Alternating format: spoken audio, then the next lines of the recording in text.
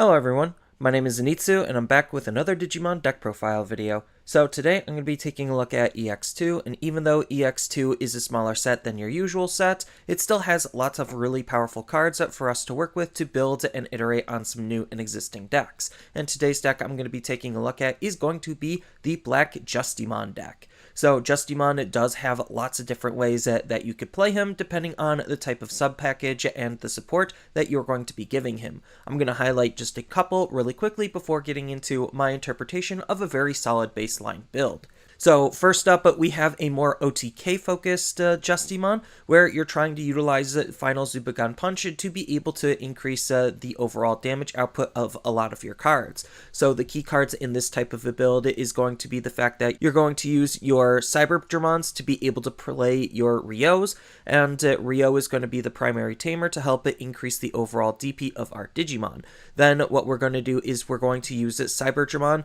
to be able to easily set up some extra damage just because he's already at 10k. So if we use him in combination with Sunarizamon, then we could try to boost him up to that 13 to be able to gain that security attack +1. And one of the best boost options to easily do that is going to be Final Zubagan Punch. So even if we don't gain the security attack, reboot, or blocker off of Final Zubagan Punch, sometimes that extra security attack really matters, because when you go into Justimon, then you could unsuspend him to get an extra attack and do 4 security in a single blow, on top of anything else that Justimon might be able to do. So you could just do some really powerful setups depending on the support that you're going to give, and like I said, this is a more dedicated OTK focused build. But if you just wanted to run something as simple as just throwing the Commandramons in, just because Commandramon can still work very nicely with Justimon based on how you want to set things up, then you could rely a little bit more on Kazu to be able to help set up your trash, to be able to utilize your Commandramons as efficiently as you possibly can, just because the Justimon package doesn't necessarily need anything outside of Cyberdramon and Justimon, but everything else just kind of helps, and you could utilize the Commandramons as a nice low end, with the Darkdramon to be an alternate win condition for you just trying to be as aggressive as you possibly can. But as far as the builds that I'm going to be going over, this is just going to be more of a baseline build to help round out the possibilities on what we could do with our Justimon, on top of all of the other cards that we could be playing with him. So going over the deck, I'm going to be running 4 copies of Hopmon. If you wanted to run a 5th Digitama, you could. I would highly recommend it to be Pagumon, just because, again, Pagumon is one of the most generic black Digitamas that we have, next to Hopmon. Hopmon is going to be acting as the deck's dedicated DP booster to try to help increase the DP of our Digimon to make them a little bit more aggressive, where during your turn, as long as we have a black tamer in play, then we get plus 1000 DP, just making him a really easy Digitama to use. And then as far as the level 3s go, I'm going to be running 4 copies of Chikurimon. So Chikurimon is in here just to act as a security threat to try to annoy the opponent with its security ability of De-Digivolve 1 on one of the opponent's Digimon.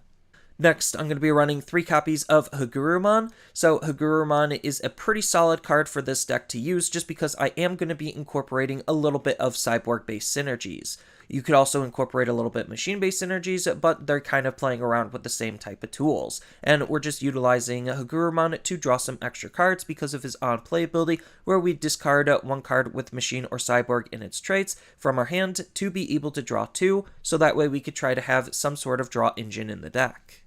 And speaking of digging and drawing and consistency tools, next I'm going to be running 3 copies of Monodramon for just a similar style of play, where we're just going to use him to try to fish out our tamers. So he has the on-play ability where we're going to reveal the top 4 cards of our deck, add all black tamers from among them into our hand, and then the rest go to the bottom in any order, acting very similar to the BT1-Patamon, but for black. And then the last rookie of the deck is going to be 4 copies of Sunarizamon. So Sunarizamon is absolutely insane for this deck, just because being able to hit 13,000 DP on our Digimon is very, very easy. So we could utilize both of his abilities for him passively sitting on the field and his inheritable, for Justimon to take advantage of. So the passive that we're going to want to gain out of this card is during your turn, all of your black Digimon with 13,000 or more DP gain the piercing ability, so that way we could try to control the opponent's field by attacking into their suspended Digimon and still dealing damage, while his inheritable ability states that while our black Digimon has 13,000 DP or more, then this Digimon gains security attack +1 to allow us to deal more damage, so that way we could, again, try to take advantage of Justimon to be able to deal as much damage as we possibly can. Next, on to the level 4s, I'm going to be running 2 copies of Tankmon. So Tankmon is a tempo efficiency card. We're really just utilizing the card just because he could evo for 1, on top of the fact that him having 6,000 DP as a level 4 is still pretty good, especially since we have lots of ways to easily boost it to be as aggressive with our cards as we possibly can, on top of the fact that he does have Cyborg in his traits to take advantage of being discarded for our Cyborg-based synergy cards. Next, I'm going to be running 2 copies of Grumblemon. So Grumblemon is just an alternate win condition. He's just the Lobo for game scenario where we're using him because we're already going to be playing lots of black tamers, and he could digivolve on top of a black tamer as if it was a level 3 Digimon to be able to swing with or climb the stages with, depending on the type of scenario you're faced with. Next, I'm going to be running 3 copies of Guardromon. So Guardromon is going to be the deck's dedicated blocker. We're not really trying to utilize him for the blocker, just to sit on the field because he also can't attack, which is somewhat important. I mean, we could always digivolve to attack, but I digress, and if we just need a blocker, Guardromon's there, but we're, again, just trying to utilize him with a little bit of Cyborg-based synergy for his inheritable ability to act as another card draw engine, where when we attack, we get to trash 1 Digimon card with Machine or Cyborg in its traits from our hand to be able to draw 2, so it's just having that Hagurumon ability attached to a when attacking ability that's not limited to once per turn. And then the last champion of the deck is going to be 4 copies of Strikedramon. So Strikedramon is a pretty good card because, well, he's going to be helping with the memory efficiency of our cards, and on top of that, he's going to be helping dig out our tamers again. So he has a nice when digivolving ability where we get to reveal the top 4 cards of our deck, add 1 black tamer among them into our hand, and then the rest go to the bottom. So we really want to try to find our tamers, and between Monodramon and Strikedramon, we should be able to accomplish that. And his inheritable ability, like I said before, is just helping with the overall tempo, where when we attack it once per turn, if we have 2 or more black tamers in play, then we get to gain a memory, so we just want to have tamers on our field to gain various advantages with. Next, on to the ultimates, I'm going to be running 2 copies of WaruMonzaemon. So WaruMonzaemon is in the deck just because, again, it's another tempo efficiency card, where if we don't have any low-level Digimon, we're okay with just hard playing him for 5, just because we could be paying more with some other level 5s, and 5 is pretty cheap just to be able to get into an easy level 6. But he also has a low evolution cost of 2 to allow us to easily climb our stages with it to get to that level 6, to, again, reap all of the benefits of what our level 6s are going to try to do. Next, I'm going to be running 2 copies of Volcanomon. So Volcanomon is kind of a flex spot for the deck. It could really be whatever level 5 you feel like you want to use. Same thing with WaruMonzaemon, but I feel like Volcanomon is pretty good just because, again, it's trying to help with the overall damage output of our deck, where during your turn, while the opponent has an unsuspended Digimon in play, then this Digimon gains security attack plus, so it could allow our Justimon to hit even harder, and Justimon has the ability to potentially multi-attack. And then the last level 5 of the deck is going to be 4 copies of Cyberdramon. So Cyberdramon is an insanely powerful card, especially for this deck to be working with, just because of all of its built-in synergies. He's a cyborg for our cyborg-based synergies in case we want to discard him. He has a good when digivolving ability where we get to play a Ryo from our hand for free, which we have a couple of cards to help search him out or draw into. On top of the fact that while we don't have a tamer in play, then this Digimon can't attack players. It can still attack Digimon, but it's going to be very easy to be able to have a tamer sit on our field, so that way we can actually utilize our Cyberdramon.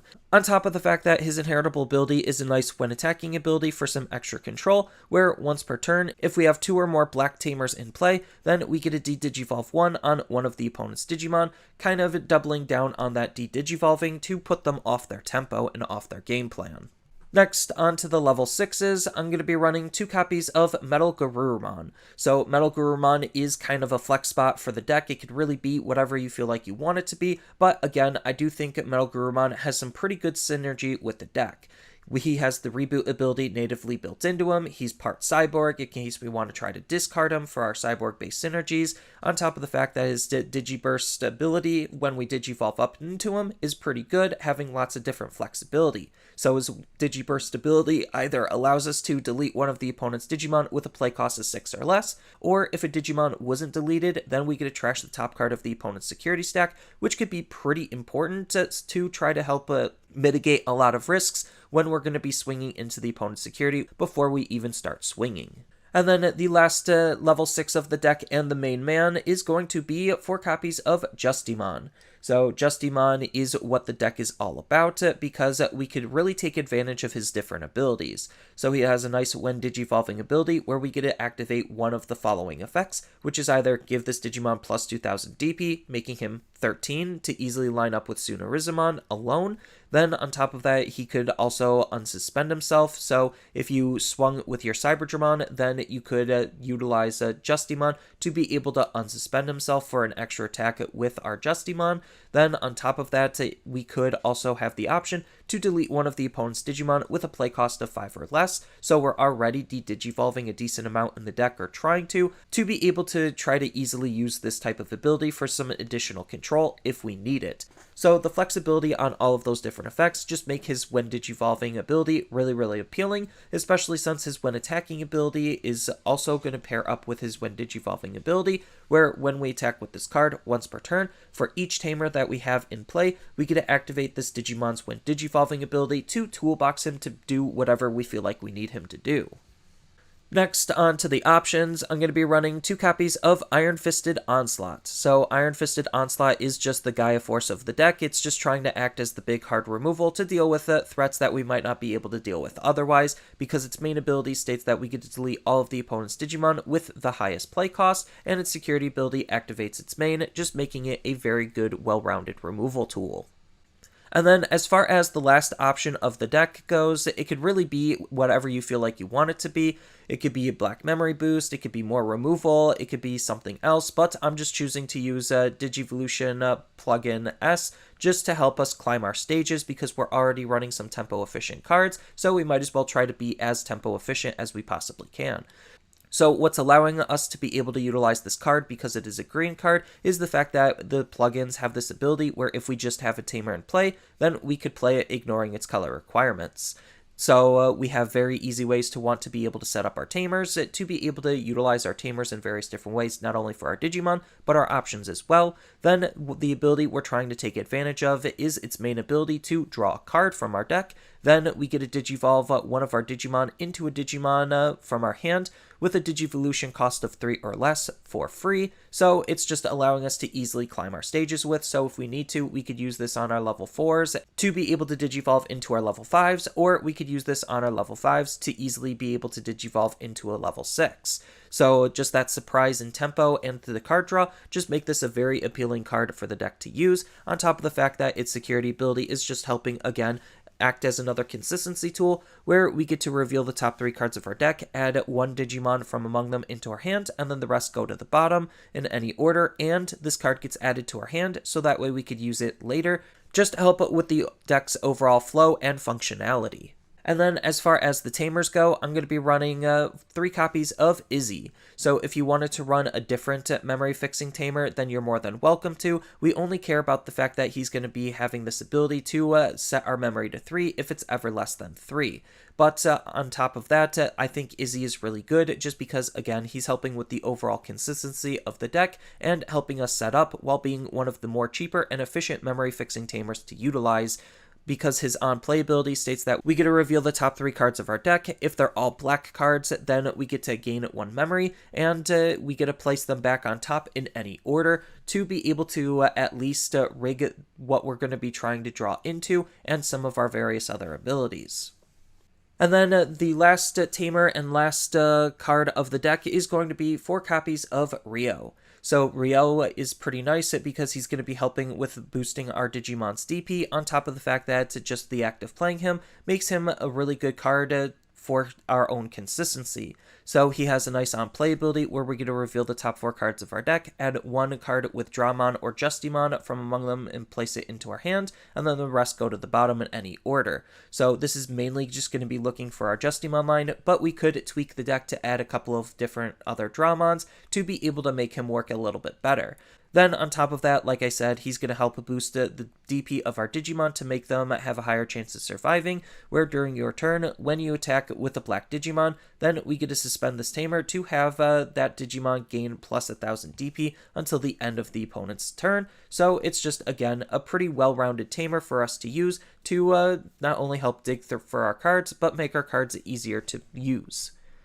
And then, as I stated before, there's just a whole bunch of different tech and tools and sub-packages that you could build to customize the deck and make it your own. So I already mentioned that you could try to tech the deck to be more OTK focused, and I already mentioned that you could tech the deck to incorporate the Commandramon package, just because Ryo does work with Commandramon relatively nicely, them being Dramons and all that, on top of the fact that they're just their own built-in thing that Justimon can slide into. Then we do have the Black WaruMonzaemon package that we can incorporate thanks to the fact that we're already going to be playing with a couple of Dragonkins, and we could splash in some Black WaruMonzaemon as just the supporting mega. So Agumon is a good card to help search out those types of cards, on top of the fact that we do have Cyclomon as another Dragonkin for our Agumon to help search off of, on top of being a bridge or gap between the red and black color combination if you want to try to run a multicolor deck out of it. And to further support that type of gameplay,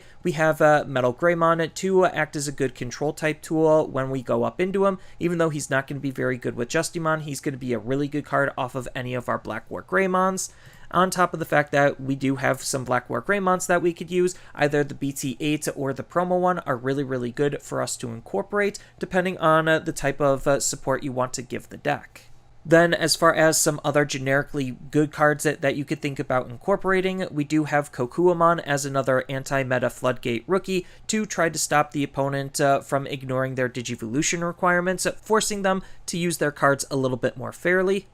On top of Mechanorimon just being one of the best generic blockers that we have in the game, because he could basically forever wall out anything that's smaller than him. And we do have lots of other cyborgs with some pretty decent inheritable abilities in both red and black that we could think about incorporating. One of the more highlighted ones is going to be Megadramon, just because it is a Dramon and it could give the blocker ability, which is pretty important for overall defensive purposes. Then we do have the BT06 Megadramon and Gigadramon to act as more solid Digimon, both Dramons that could be bridging the gap between red and black to be able to allow us to use multicolor cards a little bit easier. And we even have Chimeramon as a solid DNA Digivolution if we just want to try to use him for DNA Digivolution and inheritable ability stacking. But the real spice could come from something like Ryo just because it is another Dramon to work with Ryo, on top of the fact that we could include a little bit of Legend Arms support to try to be able to utilize Ragnarlordmon with. And speaking of our level 7s in Ragnarlordmon, we could utilize Ragnarlordmon in the deck just because we could try to do some really cute Justimon plays and then try to Digivolve for free into a Ragnarlordmon to be able to continue the pressure. But if you just want to run any level 7 in the deck, then we do have a couple of really solid options. You could run Omnimon Swart, you could run Swart Defeat, you could even run something like Millenniumon. So there's just a whole bunch of different choices depending on what you're looking to gain out of that slot. And we do have a couple of different options that we could think about incorporating, all depending on, well, again, how you want to build and support the deck. So we already know Final Zubagon Punch is really good for more of an OTK format. We could run Ultimate Flare and act as another form of really solid control. We could even run something like Breath of the Gods for some extra defense. So there's just a whole bunch of different black support cards that we could run. On top of the fact that we even can think about running some off-color support cards, again, depending on your tamer and how you're going to try to build the deck. So we do have the plugins that we could think about running just because they could be ran in any color as long as we have a Tamer on the field, which we're a Tamer-based deck, so that won't be very hard for us to incorporate or utilize, on top of the fact that we do have something like win rate 60% and various other off-color cards, depending, again, on how you're going to be building the deck, because if you're going more multicolor, then that allows you to run more cards of that off-color in your option slots.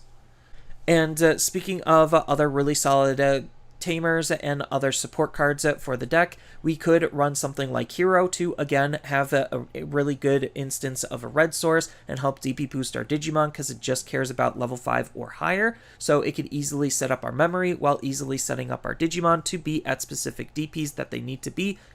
more aggressive with, and we just have a slew of other black Tamers that we could think about incorporating. So we do have Izzy and Joe as just another one to try to help gain some extra memory to make even more powerful plays possible.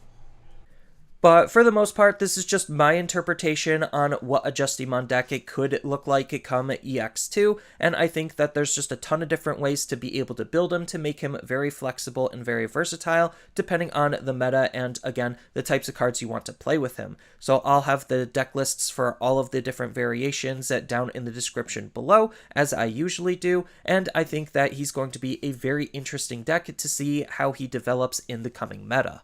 So that's all I really have for this video. As always, feel free to tell me your thoughts down in the comments below, and down in the description below are a couple of different ways you could support me and the channel. So I do have a TCG Player affiliate link, so when you use that link to buy cards off of TCG Player, then some of that money will go to supporting me and the channel. I also do make and sell playmats over on Overcard Gamers on Facebook, so when you buy a playmat with my design, then some of that money will also go to help supporting me and the channel. And on top of all of that, I do have a Twitch account over on twitch.tv/Zenitsu, so giving me a follow and a subscription also helps support me there, and I do play Digimon on top of various other games on that platform as well.